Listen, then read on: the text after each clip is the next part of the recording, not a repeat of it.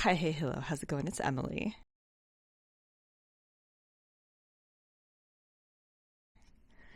And we're starting a very exciting vlog. So, this is going to be my birthday vlog. I have no idea where we're going this weekend. It is a surprise. I have a guess of where we're going this weekend, but I don't know where we're going this weekend. So, Matt is going to surprise me, and that should be really fun. I also decided that I would just read whatever I want for my birthday because damn it, it's my birthday. And so I'm going to be reading Diary Bound. I've actually started this, and it is Wednesday. My birthday's on Friday. So I have started this, and I started it because, well, one, she's chunky, and I knew it would take me a solid minute to get through. We're leaving tomorrow. We're going to be hanging out. I'm actually going to be hanging out near Matt's work. So he is going to be going into work tomorrow, but there's a bookstore near where he works as well as a mall. So I can entertain myself while he's working. He will be getting off a bit early to be able to go to wherever we're going. So I won't need to entertain myself for that long. He'll probably work a bit from here in the morning. We'll head out, hang out there for a while, and then head out in the mid to late afternoon. So I can take you along to the bookstore. There's a McKay's near there, and I absolutely love McKay's. So, as I said, I will be entertained while he's at work. So I might be able to get a bit of reading done. I probably won't read while at McKay's, but maybe a bit while I'm at this mall having lunch and just kind of wandering around. So I will get some reading in then, and I knew I would be able to get some reading in. I started this yesterday, and I knew I'd be able to get a reading in today and tomorrow, or yesterday and today. But I knew I probably wouldn't be reading much on my actual birthday or like while we're gone. So I wanted to go ahead and give a head start on this just to at least be able to be a good chunk into it by the time it was actually my birthday. So that's why I started this on Tuesday, just to go ahead and get into it. And I know this will take me a minute to read because it's chunky and I won't be reading a ton while we're gone. Like I'll be able to read some, but I won't be able to read a ton while we're gone. So we'll see if I even finish this by the time the weekend is over. Maybe this one's just going to take forever for me to read because of that. But anyway, so the book, Dire Bound. So I heard this is basically Fourth Wing, but with dire wolves, like huge wolf-like creatures, like that one on the cover.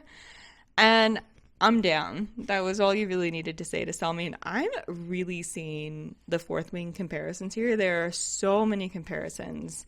It's obviously different book, different vibe, but I'm seeing a lot of parallels. So we're following our main character, Marin, and she is trying to take care of her sister. And her mom goes in and out of these kind of episodes where she's not really herself. She kind of gets glossy eyes. She's not really herself. Sometimes she's violent during these episodes, doesn't intend to be, and wouldn't be if she were, herself, but kind of becomes someone else during these episodes. And so Marin is trying to protect her sister and make sure her sister doesn't get hurt unintentionally during any of these episodes, but also taking care of her mom. There's no one else to help take care of everyone. Her dad passed away going to the front of this war, so her dad's not in the picture. She has learned to fight. She's always been kind of scrappy and tough and has learned to fight through a mentor and kind of neighbor. And so she literally fights to get money. So there's an arena where you can enter to fight and like you get paid to fight. Or paid to win, and she wins a lot, and people still underestimate her even when she wins. So anyway, that's kind of the setup of our main character at the beginning. And another thing that's happening, so this war has been going on for a long time. There are these creatures that come over and kidnap kids and take them back over to where they're from. And anyway, so a lot of kids are being stolen.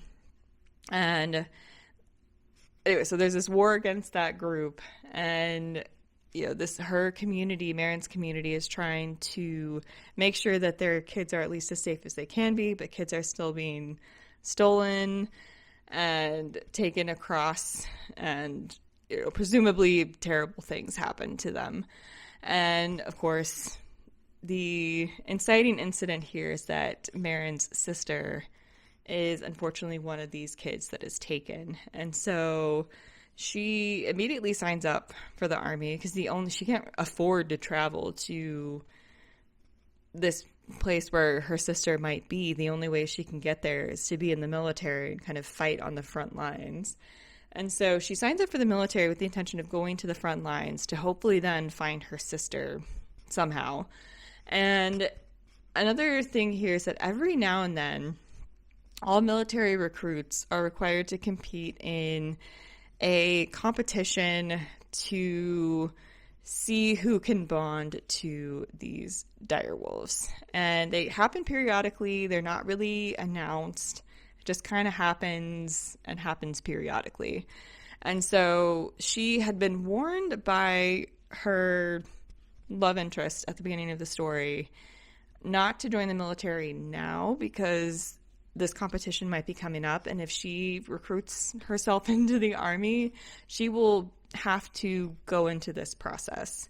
And so he's like, you should wait a little bit because then you'll actually be able to get to the front lines. But if you compete in this trials to see if you can bond to a direwolf, one, it's very dangerous, and two, if you bond, that's a whole other scenario. But you don't necessarily have to bond. Like, a direwolf isn't supposed to take someone who doesn't want to bond.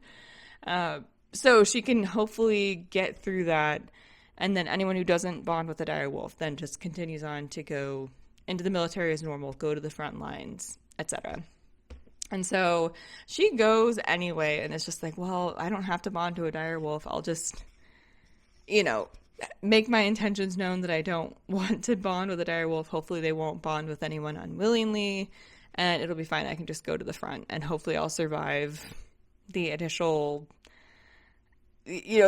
series of tests to see if she'll bond with this direwolf. So the parallels to Fourth Wing here. One, there's this war that's been going on for a long time. Generations of people have been fighting in it. It's kind of mysterious and nebulous, and it's just kind of been just going on for a long time. We don't really have a lot of information about this war, at least at this point.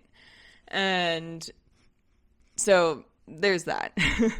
And there's also this war military establishment kind of setup where they're going to be learning a lot of military tactics and, learning to fight, etc. And there's also this bond with this animal, and the animal chooses. So in Fourth Wing, the dragons choose the rider. And in here, that's also the case. The direwolf chooses the person that they're bonded to. And another similarity, if you do bond with a direwolf, you can't really be separated. That kind of causes both of them to either be in pain or die. The human in particular. And so she can't really be separated from her direwolf, just like Violet can't really be separated from her dragons. And I don't know if they mentioned whether the direwolf would actually die if they're separated. I presume they live, and it's kind of like in Fourth Wing where the dragons would live if the riders die, but not the other way around. Anyway, so lots of parallels here. And Anyway, so lots of parallels here. And so Marin, of course, joins the army anyway, goes through this test and, gets to the top, gets to where the direwolves are, and is just kind of broadcasting mentally her intentions, like, don't pick me, don't pick me, don't pick me. And all of the direwolves kind of keep just walking right past her, and she's like, good, just keep walking past, don't bond with me. But of course there's this one direwolf that hasn't bonded with anyone in a long time, another parallel to Fourth Wing. And it's kind of the one mysterious one that, would be weird if someone bonded to that one, right? So many parallels. And of course that direwolf doesn't care that she doesn't want to bond with the direwolf, bonds with her, but then isn't really talking to her. So it seems like for most people, when they're bonded, another similarity to Fourth Wing, you can actually kind of, is it telepathically communicate? It's unclear exactly how they communicate because she hasn't really been able to communicate to her direwolf yet, but it's very clear that that's not common, that most people are able to communicate with their direwolf once bonded, I presume telepathically. And so she hasn't really been able to kind of get much out of her direwolf in terms of what the direwolf is thinking. The direwolf doesn't seem to like her or want to be bonded, but also chose this. So she's kind of confused why the direwolf chose her, and then just kind of doesn't seem interested at all. And maybe even past that point, like far beyond a disinterest, like doesn't seem to want this. But she's like, you chose this. Like, what's going on? Why did you bond with me? But the direwolf's not really talking to her, communicating with her. Has kind of protected her in some situations, but not in others. Anyway, it's been very confusing for her to try to understand why she's bonded with this direwolf. But now she's stuck because, again, she can't really be separated from her wolf and has to kind of go through the training that everyone else who was bonded needs to go through. It's been so much fun. I mean, again, I liked all of these elements in Fourth Wing too, and so I'm liking them here as well. Of course, there are a lot of differences in the setup. I'm not saying this is like a copy of Fourth Wing or anything. I'm just saying there are quite a few parallels and quite a few elements of Fourth Wing in here that I loved in Fourth Wing and am loving in here. So I'm having a great time with this one. I'm excited to see her training continue and her hopefully come to understand and be bonded with, or understand the bond with this direwolf of hers and see what's going on there. Learn more about this war and what's going on there. And anyway, the mystery of, can she find her sister? Anyway, I'm intrigued. I'm having a great time. So I just wanted to go ahead and open this vlog. I will take you along tomorrow to the bookstore. We'll see if I get anything. I don't need anything. I shouldn't get anything, but we'll see. We actually went there not too long ago on the way back from a winery that we really like to go to. It's conveniently on the way back from this winery, so sometimes we just pop in there on the way back. So I've been to McKay's not too long ago, but we'll see if I see anything there tomorrow that I just absolutely have to have. But I'll take you along there and then take you along this weekend to whatever mystery location we're going to be going to and whatever we'll end up getting up to. Okay, let me mention a few more parallels to Fourth Wing. A couple I forgot to mention earlier. Anyway, so they're at this military training place. Did I mention in the previous clip that it's also very brutal? So it's kind of giving me Basgaiath vibes where recruits, they aren't technically supposed to kill each other in Basgaiath, like in the dorms and stuff, but sometimes things ends up happening or things happen in their training, and so things get brutal between recruits. So that's also the case here. And sometimes direwolves can end up rejecting, like once they're bonded, they can end up rejecting the person they've bonded with. So it's been clarified that once that bond is solidified, both the direwolf and the person can die, but if it's not really that solid yet, then the direwolf might be able to survive. Anyway, but the direwolf can reject the person. So like that's a possibility that can happen during this initial phase where we're at this Basgaiath-like place. The direwolves can also have mates and can mate for life. So if you've read Fourth Wing, you know I'm thinking of a very particular scene. That's all I'll say. But direwolves can mate and mate for life. So there are just so many little elements here that are reminding me of Fourth Wing. Anyway, I have been continuing to read and just had to give a quick update to mention a few more elements that make it feel like Fourth Wing. Like I feel like we're at Basgaiath, like brutal recruit training scenarios and recruits hating each other, like trying to fight each other, trying to bond with their bonded animal who has chosen them, but it's very precarious and can still be dangerous. And anyway, I'm having a grand time. And here she is. Oh my gosh. So we got a starter from a friend of ours, or part of their starter, and have been experimenting with it. We've done some English muffins, some biscuits, but this is our first like large loaf of bread. We recently got this to bake bread in, and then a proving basket over there, and we are about to dig in, and I'm so excited. All right, let's go.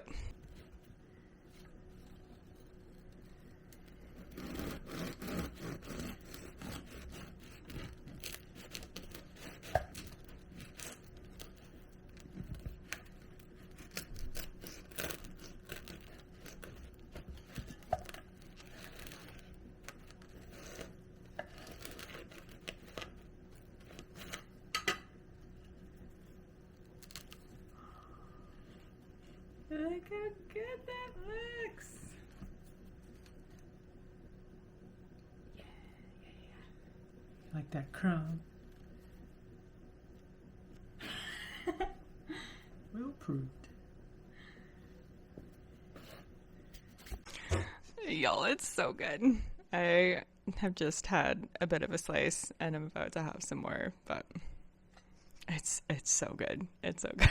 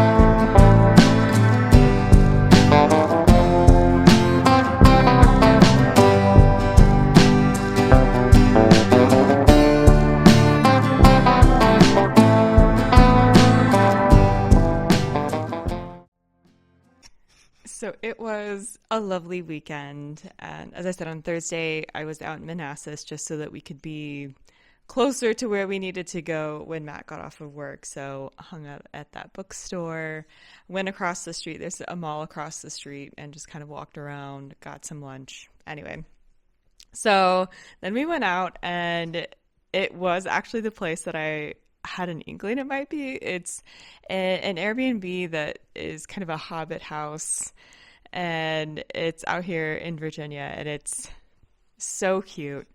And so he surprised me with reservations there. We first stopped by Buc-ee's on the way down and then went to the Airbnb. And we had dinner there the first night. I didn't get any clips of this, but we just cooked some pesto pasta that night and just ate at the Airbnb. And then, of course, we had to start watching Lord of the Rings because what else are we going to watch while we're in a hobbit house? You know what I mean? And so we started watching The Fellowship of the Ring, and then Friday was my birthday, so we had Buc-ee's for breakfast. And then that's near the area where the Green Valley Book Fair is. So, of course, we had to stop by the Green Valley Book Fair and then went out to a winery. Was able to get a free glass of wine for my birthday, so that was delightful. And yeah, so went out and just hung out at that winery for a little while. What else did we do? Went to go get some coffee and go around this place that had different shops in it, and then went to go get some Mexican food for dinner, which was absolutely delicious, and then went back to the Airbnb and finished watching Fellowship of the Ring. And then on Saturday, we weren't super hungry for breakfast, so we just had some yogurt at the Airbnb for breakfast, and then went out to get some coffee. Went to a cider place, got some delicious cider. That was super fun. There's a hamburger place in downtown Harrisonburg that is so good. So whenever we're down there, I like going to this place. So we went there for lunch and then just walked around downtown Harrisonburg for a little bit and went into some of the shops, got Matt some more coffee. Anyway, and then went back to the Airbnb and actually watched the entirety of the Two Towers that night. And these are the extended editions, mind you. So I finally actually got a clip of us watching the start of the Two Towers in the Hobbit house. I didn't actually get a clip of the Hobbit house until we were leaving, but anyway, so we left so that was Saturday. We left on Sunday morning, just got ready, and that's when I got the clips of the actual place. If this clip actually came through well, I'll keep it in, but there was this cute little bunny that was kind of hanging around a lot of the weekend. Tried to give it some carrots, didn't seem too interested, but whatever. It was just a lovely weekend, and I was a solid chunk into Dire Bound by the time we actually left, because while I was having lunch and walking around that mall on Thursday, I was listening to more of Dire Bound and had been listening on Tuesday and Wednesday as well. So I was a solid chunk into Dire Bound because I knew on Friday and Saturday I probably wouldn't get much reading done at all, and that ended up being the case. So I was a solid chunk into this and then finished it. Was either Saturday night or like first thing in the morning on Sunday as I was getting ready. And I am obsessed with this one. I absolutely loved it. And I'm so excited to read Furybound when that comes out. I think that one comes out in May. And oh my gosh, I'm obsessed with this. So I was talking about the general premise and some of the connections that I was seeing to Fourth Wing. Not that Fourth Wing is the first and only fantasy to have done some of these things. So I'm not saying that this is Fourth Wing or anything. I'm just seeing some parallels. But I enjoyed the mystery of her trying to figure out what happened to her sister. I enjoyed her trying to build her relationship with Anassa, her dire wolf, and try to figure out how they can best communicate and why Anassa chose her. That's also something that you don't really figure out for a while. And, she's not really being told a lot of information, and that's frustrating for her, which is fair. And so she's trying to figure out what information she can, try to figure out who she can trust, and try to survive these different tests and training of her connection to her direwolf and all of the recruits that are, potentially going to be bonded with direwolves as well. Like, they need to survive. And so there's just a lot going on, some revelations happening towards the end that were really exciting. So I'm very, very excited to see where the next one goes. I can't wait. I can't wait. I will also give a quick haul for the bookstore that we went to on my birthday, the Green Valley Book Fair. I had also been waiting for this thriller. This is Listen for the Lie by Amy Tintera. I've been waiting for this one to come to Green Valley Book Fair or to find it at a used bookstore or something. I don't tend to want to pay full price for thrillers in particular, but I found it. And so I wanted to go ahead and grab that one because I've heard amazing things about that thriller in particular. I tried to focus on series that I was already in the middle of. So I've read the first one in this series and I have the second one. So I saw the third one and thought, well, if I can have the third one on hand as well, then great. So the first book in this one is The Gilded Ones, and then the second one is The Merciless Ones. So I have The Merciless Ones hanging out over there. So I will add the third one while I saw it there. I did find the second book in this next series that I'm going to show you at a library book sale, so I went ahead and picked it up. But I saw the rest of the series at Green Valley Book Fair, so I went ahead and got the rest of the series. So I have Pucking Wild, and then got Pucking Strong, Sweet, and Around. So I wanted to go ahead and complete that series, and I haven't read the second one, the one that I actually have, but I have high hopes that I will like it, and it's a hockey romance. It would be fun to read these coming up with the Stanley Cup tournament going on, but while I could find the rest of them for relatively inexpensive, I wanted to go ahead and have the rest of the series on hand. I did also find 12 Steps to Changing Yourself and the World, an Abolitionist Handbook, and so I wanted to go ahead and pick this up. It looked like it would be incredible, so wanted to go ahead and pick that up.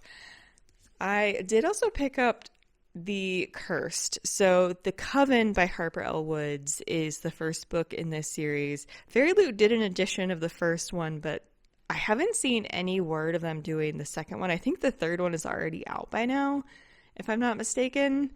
And I haven't seen any word of them doing editions of the second one. So I figured I should go ahead and pick up a copy of the second one. This would be perfect for spooky time season, so I wanted to go ahead and pick that up. And if Fairy Loot does do an edition, I can always sell this, but I wanted to go ahead and have that on hand to continue that series.